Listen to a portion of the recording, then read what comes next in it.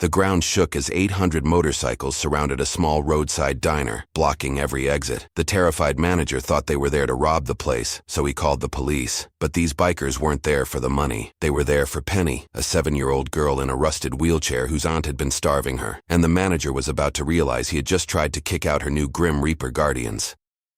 If you're new to the channel, don't forget to subscribe to help us reach our goal of 1,000 subscribers.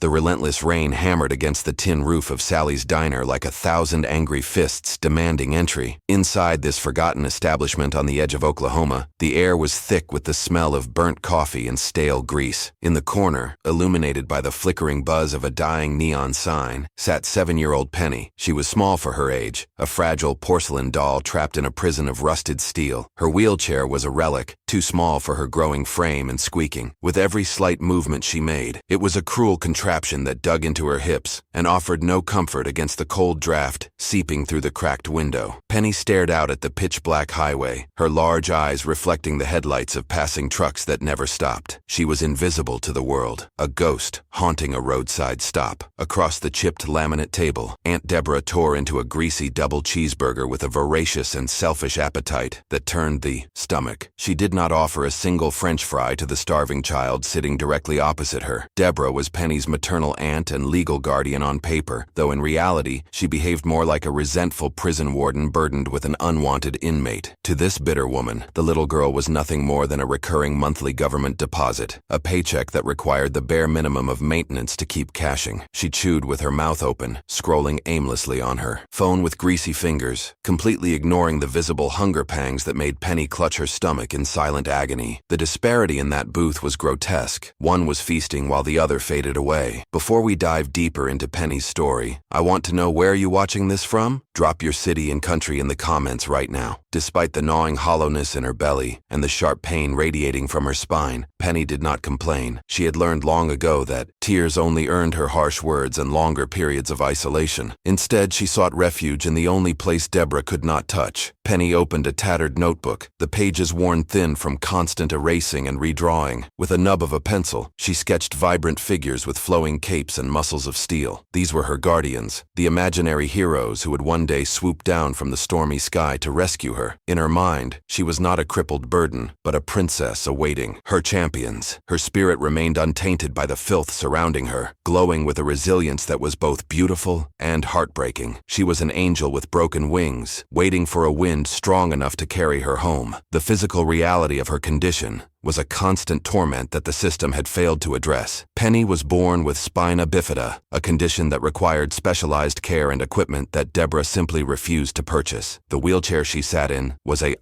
scavenged piece of junk found at a garage sale 3 years ago. The seat was torn, exposing jagged metal that bruised her delicate skin, and the wheels were misaligned, making it nearly impossible for her to maneuver on her own. Every bump in the floor sent a jolt of electricity up her spine. The state provided funds specifically for a custom chair, but that money had long since vanished into Deborah's new wardrobe and online gambling habits. Penny was literally outgrowing her confinement, her body twisting in unnatural ways just to fit into the only mobility she had. The diner itself seemed to conspire against her, amplifying her loneliness in the midst of a crowd. Burly truck drivers and weary travelers occupied the surrounding booths, their faces buried in newspapers or illuminated by the blue light of smartphones. They saw the little girl in the wheelchair, of course. It was impossible to miss the sadness etched into her features, yet they chose to look away. They actively avoided eye contact, terrified that acknowledging her suffering might compel them to act. It was the great sickness of modern society on full display. Everyone was present, yet no one was truly there. The silence of the room was heavy, broken only by the clatter of silverware and the relentless drumming of the rain. Penny was drowning in plain sight, surrounded by potential lifelines that refused to be thrown. The tension at the table spiked when Penny accidentally knocked her plastic cup of water with her elbow. The liquid spilled across the table, soaking the edge of Deborah's sleeve. The reaction was instantaneous and disproportionate. Deborah slammed her hand on the table, causing the cutlery to jump and startle everyone nearby. She leaned in close, her voice a venomous hiss that only Penny could hear. She told the girl she was clumsy and useless, a burden that ruined everything she touched. Deborah grabbed a napkin and aggressively wiped her own arm, leaving Penny to sit in the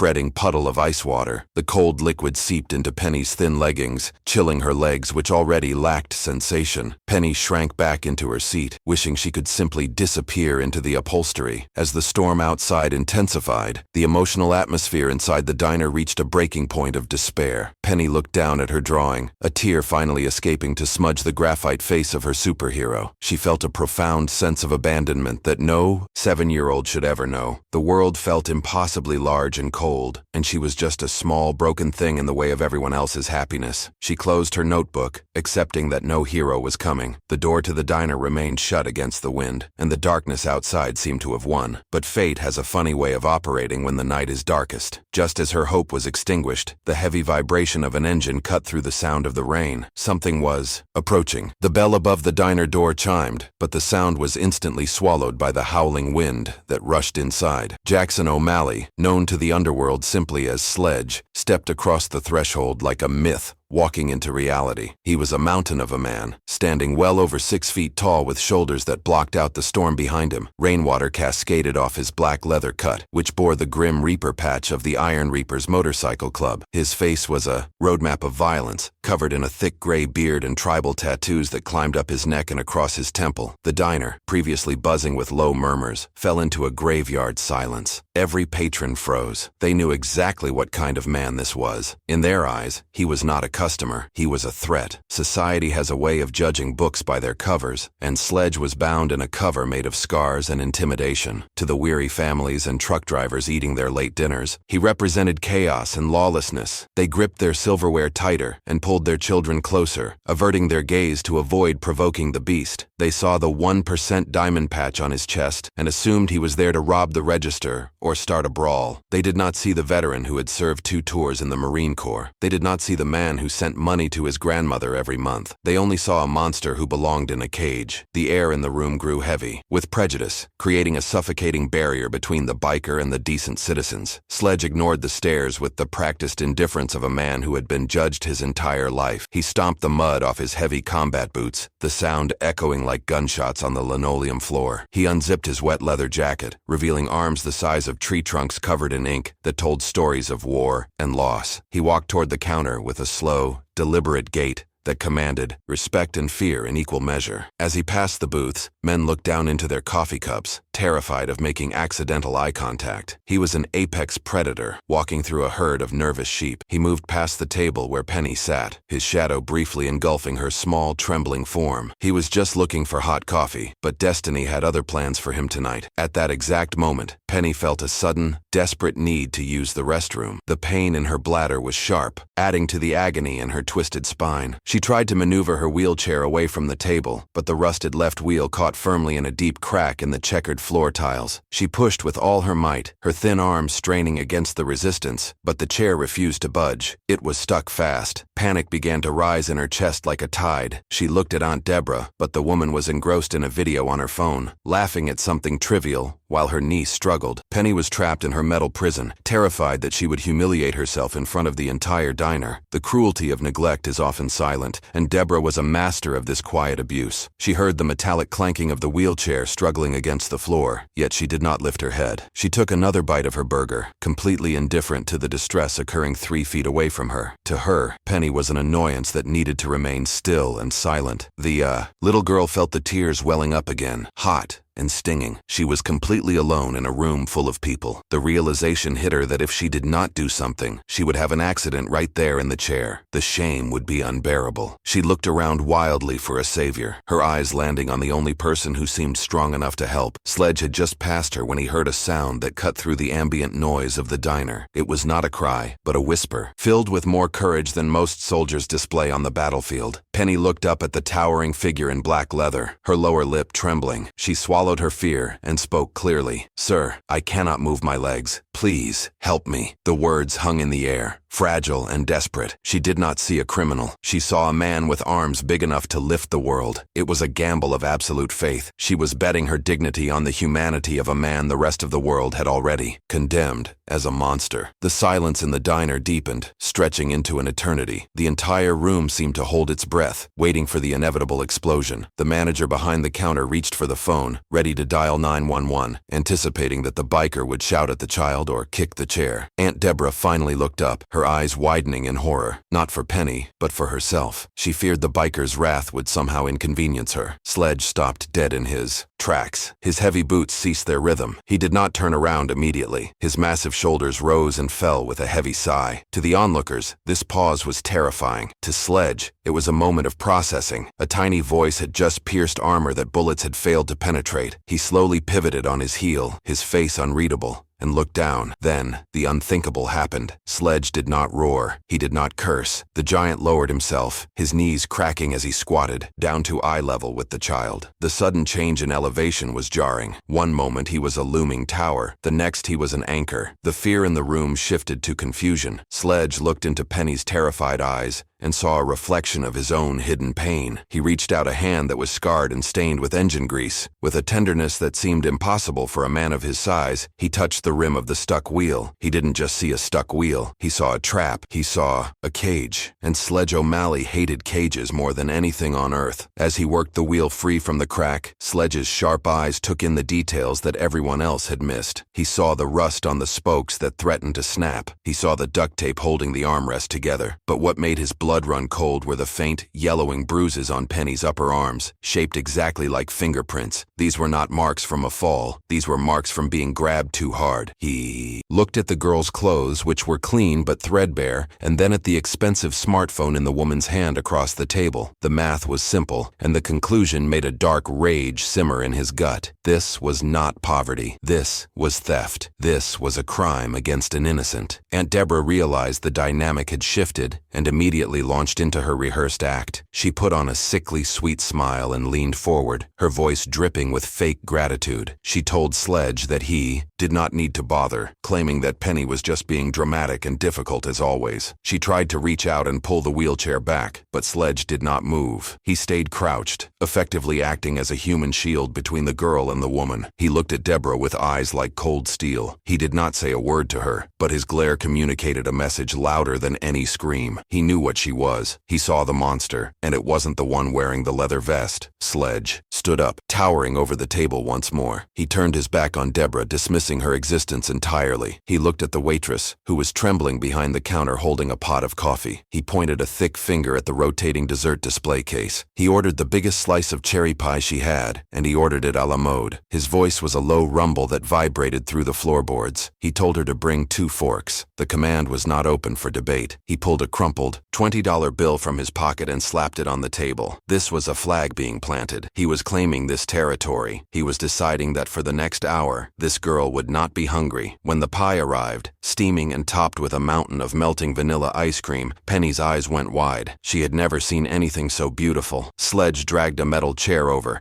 the screech of the legs against the floor announcing his permanence. He sat down opposite Penny, completely blocking her view of Aunt Deborah. For the first time that night, someone was sharing a table with her, not just occupying space nearby. He pushed the plate toward her. He asked her simply if she liked cherries. It was a mundane question, but to Penny, it was the first time in years an adult had asked her about her preferences rather than commanding her. She nodded, picking up the fork with a trembling hand. She took a bite, and the sweetness exploded in her mouth. Watching her eat, something in Sledge broke and reformed. He watched the way she savored the sugar, a simple luxury she had clearly been denied. The contrast between her fragility and the harsh world she lived in tore at his heart. He had spent his life fighting enemies he could see like insurgents and rival gangs, but this was a different kind of war. This was a war against indifference. The look of pure bliss on her face over a simple slice of pie highlighted the absolute misery of her daily existence. He knew he could not just walk out that door and leave her to the wolves. The code of the road dictated that you stop for a stranded brother. Sledge realized this little girl was more of a soldier than anyone he knew. Deborah stared at the melting ice cream cream with a look of pure venom. To her twisted mind, this act of generosity was a direct challenge to her authority. She was the one who controlled when Penny ate and what she ate, and this stranger had just broken the chain of command. The humiliation of being ignored by a biker in front of a room full of people made her skin crawl with indignation. She wiped her greasy mouth with the back of her hand, her eyes darting around to see if anyone else was witnessing her loss of control. She decided in that second that the pie would be the last thing Penny enjoyed that night. The kindness of a stranger had not softened her heart. It had only hardened her resolve to reassert her dominance over the weak child. The silence at the table was shattered by the screech of Deborah pushing her chair back against the linoleum. She stood up, her face flushed with a mix of embarrassment and manufactured outrage. She did not address Sledge directly, choosing instead to weaponize the situation against the child. She hissed at Penny that she was making a scene and embarrassing the family by begging for food from strangers. It was a masterclass in gaslighting. She twisted the narrative so that Penny was the villain, a greedy child pestering a dangerous man. Deborah reached across the table and snatched the fork from Penny's hand, the metal clattering loudly against the ceramic plate. The bite of pie fell back onto the dish, uneaten. Penny recoiled as if she had been struck, shrinking back into the cracked leather of her wheelchair. Sledge watched this display with a calmness that was more terrifying than rage. He did not move a muscle, but the air around him seemed to drop 10 degrees. He saw the fear in Penny's eyes and recognized the tactics of a bully. He slowly placed his heavy hands on the table, the leather of his gloves creaking under the pressure. He told the woman in a low, steady voice that the girl was still eating and that she should sit down. It was not a request. It was a command from a man used to being obeyed. However, Deborah was too fueled by her own bruised ego to heed the warning. She saw only a criminal in a vest, not a man of principle. She decided to escalate the situation to get the public on her side. Deborah suddenly raised her voice, pitching it to a frantic, hysterical level that was designed to draw attention. She shouted that Sledge was harassing them and that she did not feel safe with him near her niece. She pointed a trembling finger at him, accusing him of trying to lure the child away. The accusation hung in the air like toxic smoke. It was a lie so heinous that it stunned Sledge for a moment. The patrons in the diner stopped eating. Heads turned. Whispers began to circulate. In the court of public opinion, a screaming woman is always the victim, and a silent tattooed biker is always the perpetrator. The truth of the situation was being buried under a landslide of prejudice and fear. The manager of the diner, a balding man with a sweat-stained shirt and a spine made of jelly, finally decided to intervene. He had been watching from behind the safety of the counter, hoping the problem would resolve itself. Now that other customers were uncomfortable, he felt compelled to act. He did not look at the bruising on Penny's arms or the cruelty of the ant. He looked at the patch on Sledge's back and made his decision based on fear. He walked over to the table, avoiding Sledge's gaze, and addressed the biker directly. He told Sledge that he needed to pay his tab and leave immediately because he was disturbing the peace. The injustice of the statement was staggering. The protector was being cast out, while the abuser was being protected. Sledge looked at the manager with disbelief. He gestured to the half-eaten pie and the terrified child. He asked the man if he was blind. He pointed out that the girl was hungry and that the woman was mistreating her. But the manager was not interested in justice. He was interested in a quiet shift and avoiding trouble with the local motorcycle gangs. He repeated his demand,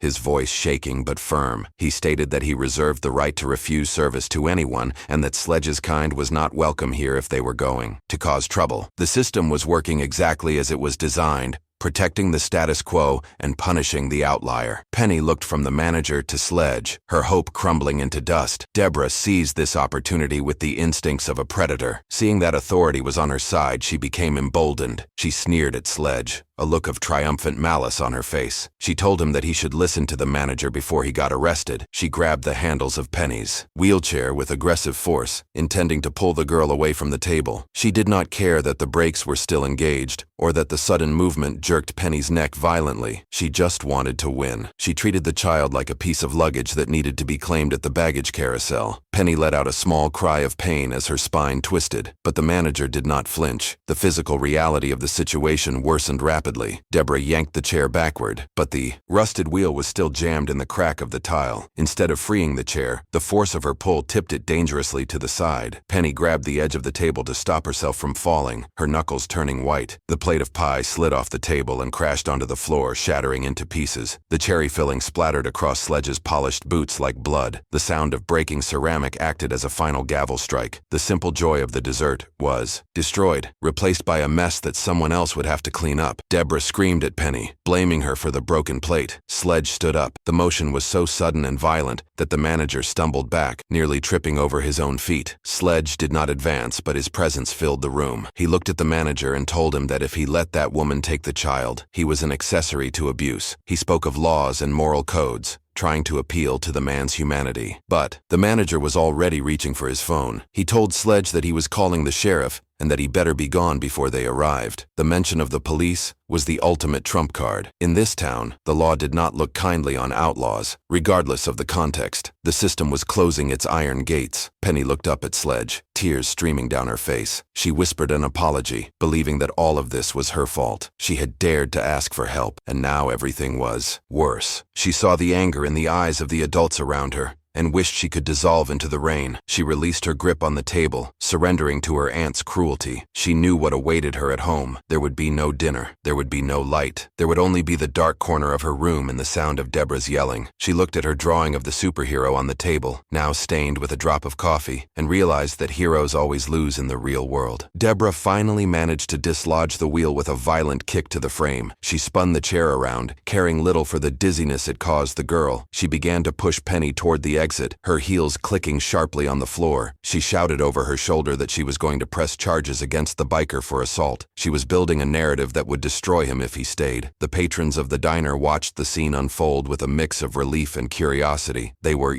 glad the scary man was being ejected. They did not care about the little girl being dragged out into a storm. Their apathy was a heavy blanket that suffocated the truth. Sledge watched them move toward the door. His mind raced. He knew the sheriff in this county. He was a man who had arrested Sledge twice before for crimes he did not commit. If the cops arrived, Sledge would be in handcuffs within minutes, and Penny would be lost in the system forever. The law was a tool that the corrupt used to bludgeon the righteous. He looked at his hands, fists clenched so tight the knuckles were white. He could take out the manager and the aunt in seconds, but that would only prove them right. Violence was the language they expected him to speak, but he needed a different vocabulary to win this war. He needed a force that the law could not ignore. The wind howled as Deborah kicked the door open. The rain sprayed into the diner, cold and unforgiving. She pushed Penny into the vestibule, the sudden drop in temperature making the girl shiver violently. Deborah was muttering about how ungrateful Penny was and how much this night had cost her in dignity. She did not notice that Penny was not wearing a coat. She did not care. The darkness of the parking lot loomed ahead, a void where no one would hear Penny scream. This was the end of the line. The system had officially washed its hands of the situation, handing the victim back to the tormentor with a stamp of approval. Sledge moved faster than a man of his size should be able to. He bypassed the manager, who flinched as if expecting a blow, and strode to the door. He stepped in front of the threshold, his massive body blocking the exit completely. He did not touch Deborah. He did not touch the chair. He simply became a wall of leather and denim that could not be moved. Deborah slammed the wheelchair into his shins, but he did not budge an inch. He looked down at her, his eyes burning with a fire that signaled the end of diplomacy. He told her that nobody was leaving until the situation was resolved correctly. He was done asking for permission. Deborah screamed for the manager to call the police right now. The manager was already shouting into the phone, giving the dispatcher the description of a violent biker holding hostages. The sirens would be wailing in the distance soon. Sledge knew he had minutes, maybe seconds, before the flashing lights appeared. He reached into his vest pocket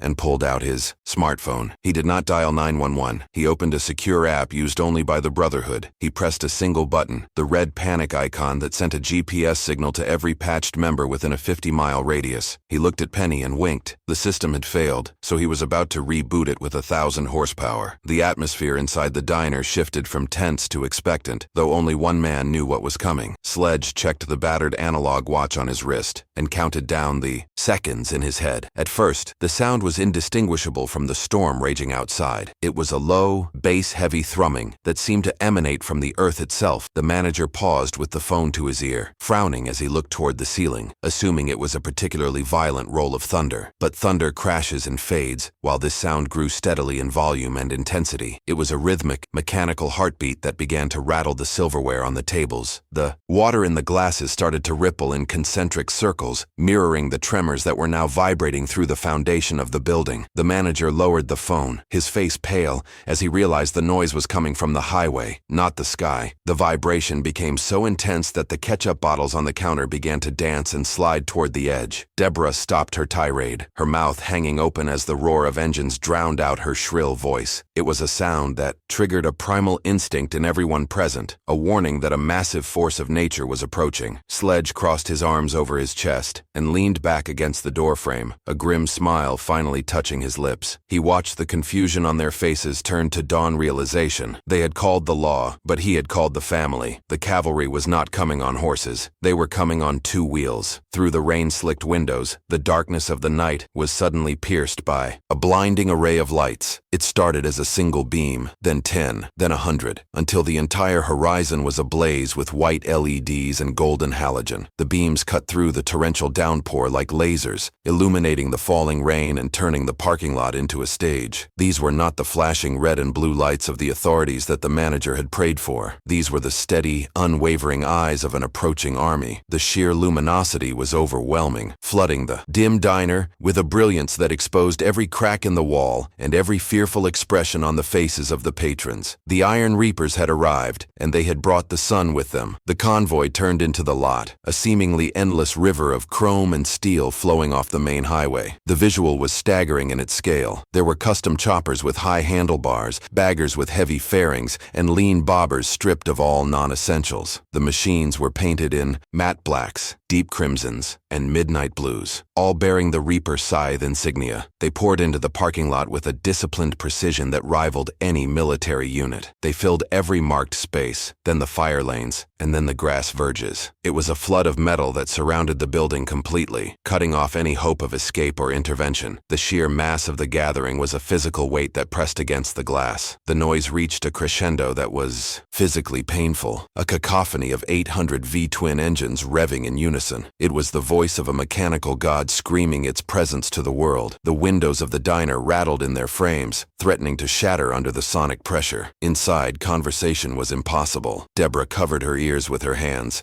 screaming something that was lost in the din. The truck drivers, men who were used to loud machinery, looked out in awe at the spectacle. This was not a gang of hooligans causing trouble. This was a coordinated show of force designed to send a message that could be heard 3 towns over. The ground beneath the diner shook violently, destabilizing the very reality the manager thought he controlled. Then, as if controlled by a single switch, the noise died. 800 hands cut 800 ignitions simultaneously. The silence that followed was heavier and more terrifying than the noise had been. It was a sudden, suffocating vacuum of sound. In the quiet, the only thing audible was the ticking of cooling engines and the steady rhythm of the rain. The sudden stillness emphasized the sheer number of men standing outside. Hundreds of kickstands were deployed with a synchronized metallic clank that sounded like the racking of 1,000 shotguns. The riders dismounted in unison, their boots splashing into the puddles. They stood by their machines, a silent legion of dark silhouettes against the blinding headlights, waiting for the command to move. The front door of the diner swung open, the bell chiming pitifully against the heavy atmosphere. Sledge stepped aside to allow the new arrivals to enter. The first man through the door was the president of the chapter, a man known as Brick. He was even larger than Sledge,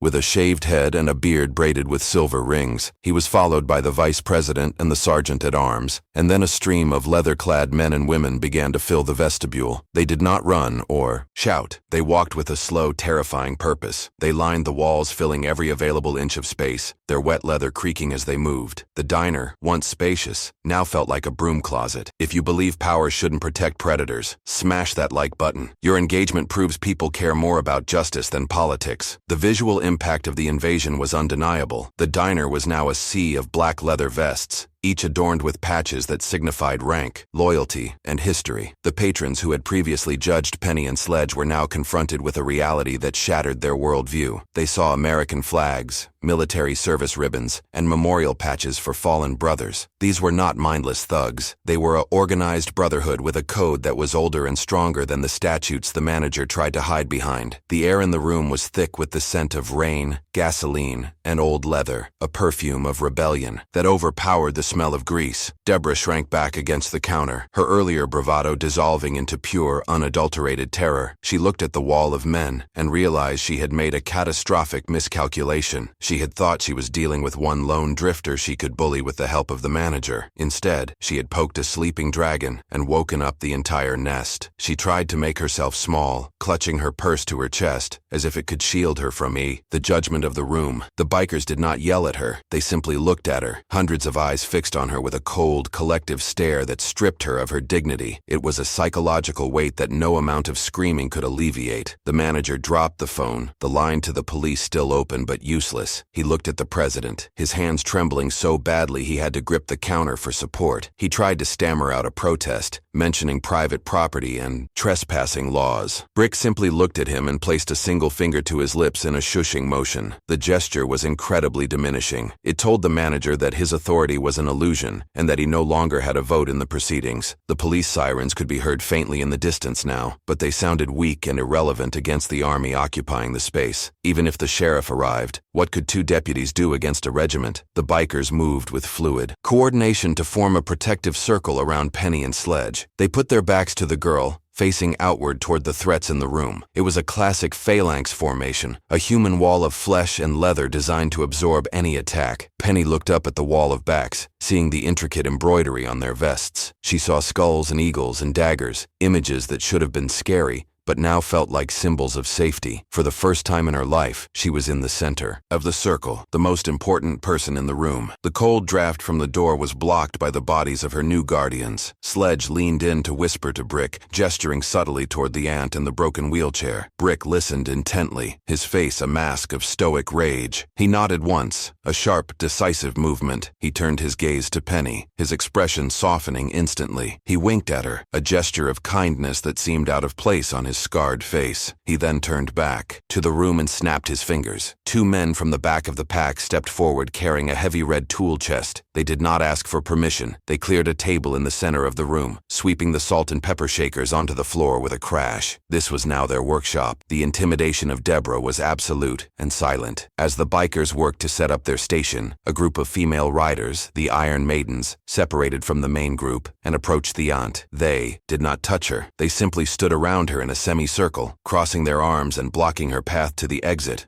Or to Penny. They were mothers and grandmothers dressed in riding gear, and their gaze was filled with the specific fury that only women can feel toward those who hurt children. Deborah was trapped in a cage of judgment. She opened her mouth to scream again, but the lead woman simply raised an eyebrow, daring her to make a sound. Deborah closed her mouth, defeated. The other customers in the diner had pulled out their phones. The fear had evaporated, replaced by the thrill of witnessing something legendary. They recorded the scene, capturing the contrast between the small, fragile girl and the massive, rugged protectors. The narrative was shifting in real time. The video of the motorcycle gang was not showing violence. It was showing a community rallying around a neglected child. The manager realized with a sinking heart that he was going to be the villain in a viral story that would go around the world by morning. He had bet on the system, but the internet and the streets play by different rules. Penny reached out a tentative hand and touched the vest of the biker standing directly in front of her. The leather was warm from the ride and vibrated slightly with the memory of the engine. The biker turned his head and smiled down at her. He reached into his pocket and pulled out a patch, a small wing made of silver thread. He placed it in her hand, closing her small fingers around it. He told her that she was a prospect now, and that prospects don't get pushed around. Penny looked at the wing, and then at her drawing of the superhero. She realized that heroes didn't always wear capes. Sometimes they wore denim and smelled like the highway. Outside, the flashing lights of the sheriff's cruiser finally broke through the rain, but the car stopped at the entrance of the parking lot. The deputy inside saw the sea of motorcycles blocking every inch of pavement. He saw the colors of the Iron Reapers and knew better than to try and be a hero. He sat in his car and radioed for backup that wouldn't arrive for an hour. The police had been effectively neutralized by logistics. The club had seized control of the environment not with weapons, but with sheer presence. The law was parked on the shoulder, while justice was being served inside the diner. With the perimeter secure and the threats neutralized, the focus turned entirely to the problem at hand. Sledge lifted Penny from her broken chair with the gentleness of a father holding a newborn. He placed her in a booth that had been lined with leather jackets to make it soft. The two mechanics opened the red tool chest, revealing gleaming wrenches and screwdrivers. They didn't look at the manager or the aunt. They looked at the rusted, twisted metal of the wheelchair with the critical eyes of master craftsmen. They weren't just going to fix a chair. They were going to rebuild a life. One of the mechanics revved a cordless drill, the sound echoing like a promise of better things to come. The transformation of the wheelchair happened with a speed and precision that defied logic. The mechanics worked in a blur of motion, stripping away the rusted metal and replacing it with high-grade components pulled from their own saddlebags. They replaced the squeaky, stuck wheels with high-performance bearings and custom rims meant for a racing bike. They utilized duct tape and leather scraps to fashion a cushioned seat that would support Penny's spine rather than bruising it. One biker even wired a small LED motorcycle headlight to the frame, giving her a way to cut through the darkness. It was a masterpiece of ingenuity born from necessity. In under 15 minutes, the device had evolved from a torture chamber into a chariot fit for a queen. The entire diner watched in stunned silence as the men turned a symbol of neglect into a symbol of freedom. Sledge lifted Penny back into the newly modified chair, and the look on her face broke every heart in the room. For the first time in her life, she sat without wincing. The pain that was her constant companion had been dampened by the soft leather and the proper alignment of the frame. She tentatively touched the wheels, and the chair glided forward with a smooth, silent motion that felt like floating. She spun in a circle, laughing a sound that was pure and unburdened. The contrast between the rusted metal trap she arrived in and this sleek machine was a physical manifestation of her change in fortune. She was no longer a prisoner of her disability or her poverty. She was mobile, she was comfortable, and for the first time that night she was smiling. But the Iron Reapers were not done with their work yet. The club treasurer, a man with a calculator watch and a scar across his nose, stepped up to the table. He upended a heavy canvas backpack, dumping its contents onto the formica surface. A cascade of crumpled bills, totaling thousands of dollars, formed a green mountain next to the empty pie plate. Aunt Deborah's eyes bulged with greed, her hands twitching as if she wanted to snatch the cash. The treasurer slammed a knife into the table, halting her in her tracks. He explained in a cold, hard voice that this money was not for her. It was for a retainer fee for the best family law attorney in the state. He announced that the club had already contacted a lawyer who would be filing for emergency custody first thing in the morning. The sheriff finally entered the diner, pushing through the wall of bikers with a look of apprehension. He expected to find a brawl or a robbery. Instead, he found a quiet, organized tribunal. Sledge met the lawman halfway, but he did not offer excuses. He offered evidence. He pointed to the bruises on Penny's arms, which were now clearly visible under the harsh diner lights. He pointed to the mountain of cash intended for her legal defense. Then, the patrons of the diner stepped up. Phone screens were thrust into the sheriff's face, playing videos of Deborah screaming, dragging the chair, and admitting to her neglect. The court of public opinion had gathered the evidence, and the bikers had secured the witness. The sheriff looked at Deborah, his expression hardening from confusion to disgust. The turning of the tide was swift and absolute. The sheriff approached Deborah, who was now sobbing fake tears and claiming she was the victim of a gang attack. The officer ignored her performance entirely. He pulled her hands behind her back, and the metallic click of handcuffs signaled the end of her reign of terror. He recited her rights in a monotone voice, charging her with child endangerment and public disturbance. As she was led out of the diner, she looked to the manager for help, but he turned his back, pretending to clean a perfectly clean counter. The patrons erupted into applause, a spontaneous ovation not for the police, but for the justice that had